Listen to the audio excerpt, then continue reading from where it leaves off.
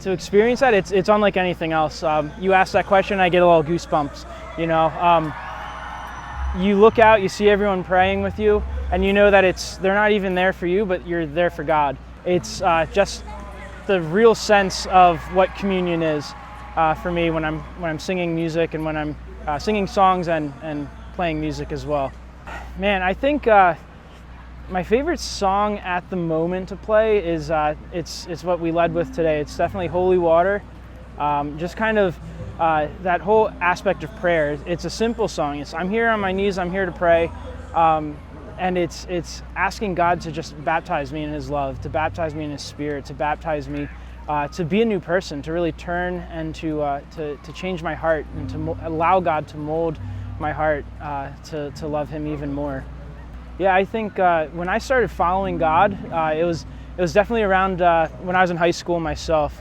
Beforehand, I kind of had that, like I knew who God was. I went to Catholic grade school, everything like that. I knew things about Jesus and everything, but I didn't know Jesus. I didn't have that personal reaction or relationship with Jesus Christ. And so I was actually here at Daylesford Abbey where that experience happened. I was here on a winter retreat with my high school, and it was just first time in legitimate Eucharistic adoration of the Lord, where I kind of realized and recognized my dependency on God, and it was one of those remarkable moments that to this day I still experience. I feel it, and I find that, and it's a fond memory, if you can say that. And from there, I failed a lot after I had that initial conversion or that initial acknowledgement of who God was in my life, but the consistency, going to the sacraments and everything, that's where I really started seeing my faith grow, was when I started attending Mass on a more regular basis, not because I had to, but because I wanted to, and because I knew that this was like the thing that I needed to do. And it was when I started gaining that discipline too, that my faith took on a whole new level to things that, even just kind of opening my heart and saying, God, what do you want me to do in my life? And so that's really where that discipline, that ritualization of the Mass and going to confession on a frequent basis, that's where my relationship with God really started to take off. It's a good question. Wherever God's leading me currently, right now I think it's to be a holy man of God. I think it's to acknowledge who I am, not as like Zach the musician or anything, but who am I as a child of God. And as I acknowledge that, and as I can really grow into who that is, I strongly feel that God's calling me to be a married man, to be married to a woman, and to have a wife and raise kids in a holy way. I would attend everything. It was mostly just kind of doing stuff because my mom wanted me to, trying to make my mom happy so then I could go out and hang out with my friends.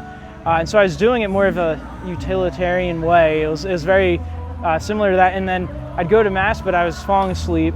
And I would say that I thought I was really happy. I thought I was doing great. I thought I was fine. I mean, I'm going to Mass every Sunday. It's going great. And then difficult things happened. And I had friends who did the same thing as me. They went to church because of their parents, and they when bad things would happen, they weren't really able to help me. It was like this hole was happening. And then I kept looking for answers through my friends, wasn't receiving good answers. I was asking questions, I was trying different things, even went down a pretty bad path where it just was, going into the party scene and everything like that. And those things were just making me more sad and more upset and more kind of dismayed, I guess, if you say that. And then I remember just even in high school, the typical you break up with the girl of your dreams, right? And I remember talking to my one group of friends who they didn't really have Jesus as the center of their life.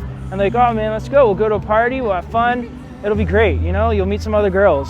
And then I remember my buddy from church and youth group and everything, and he's like, how are you feeling?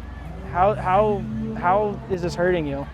And then I decided to go hang out with him instead. I decided to go get some food with him, just went to like Wendy's or something. But that conversation, it stuck with me because I saw what a true, authentic friendship was, true, authentic relationship. And I saw that there's something different between these two relationships.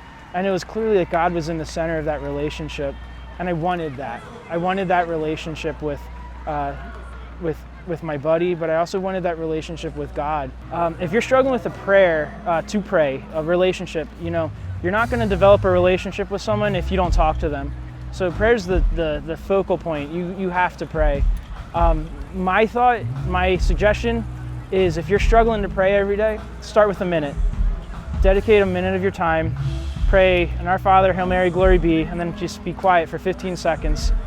And then that's going to grow. You're going to want to do that naturally. So it's that holy minute will turn into eventually a holy hour every day.